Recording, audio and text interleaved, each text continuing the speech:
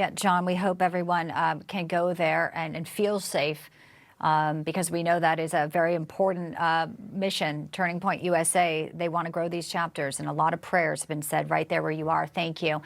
I want to bring in our next guest to talk about Charlie Kirk. He met him when he was 11 years old and just in the 4th grade. Big inspiration in his life, political commentator, a best-selling author, and now the host of the Brilyn Hollyhand show. Brilyn, it's been a moment. It's great to see you.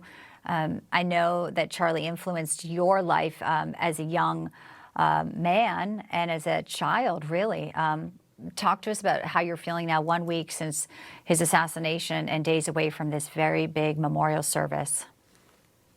Bianca, my friend Charlie was a walking, talking beacon of hope. He was by far the greatest political operative of our time, and a lot of tributes have been paid to that. But what I think is really cool is all of the personal testimonies about my friend's character, the stories of how he helped so many young people get their start. He was genuinely a mentor and a friend, and you said it right there at the top. In the 4th grade, I was 11 years old and I started a podcast, and I wanted to have these guests, but local city council members, mayors, nobody would even come on my podcast. So I DM'd Charlie Kirk. He happened to be coming through town to speak on a college campus, and for some reason, Charlie responded. He didn't have to come on the podcast. He was on TV every other hour, but he gave me that time. That's incredible.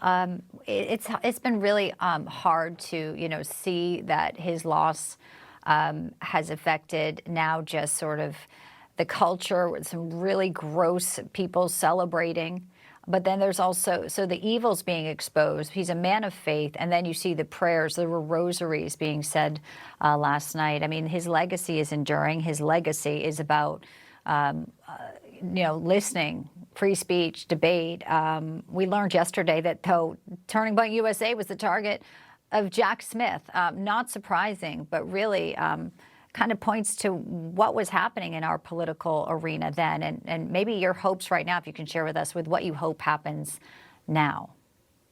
Yeah, Bianca, do you hear that noise sweeping across the country? That is the sound of my generation taking off the shackles of the left that we've been a monopoly of the DNC for so long, and we're actually seeing a revival sweep across this nation. Not just political, not just cultural, but spiritual. Bianca, politics is temporary, faith is eternal, and the images you're showing on your screen are my generation repenting and turning to the Lord out of this tragedy, and I think that's beautiful. You can kill a man, but you cannot kill a movement, and the coward that assassinated my friend a week ago today attempted to shut my generation up, but if he did anything, he woke us up to see the real threat in front of us, that this is no longer just red versus blue, Bianca. This is good versus evil. Yeah, that is what we're up against. That's what we're fighting.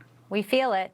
Yeah, we see it, and we feel it, and we know you'll continue on. Brilyn Hollyhand, thank you so much for joining us today. As I mentioned, one of Charlie's really close inner circle and friends.